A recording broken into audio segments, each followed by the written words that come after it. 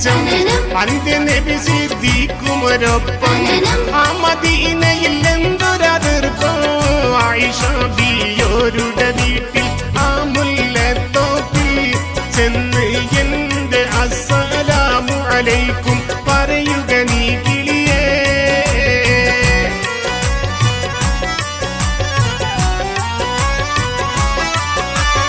അമ്പരം നോക്കിപ്പാറും ചെറുകുഞ്ഞാറ്റക്കിളിയെ നിൽക്കൂ അമ്പിയാക്കളിലിമ്പക്കനി നബി റൗളയിലെ കഥയെ എന്നുടെ മുമ്പിൽ അല്പം നിന്ന് പറഞ്ഞ് പറക്കുക നീ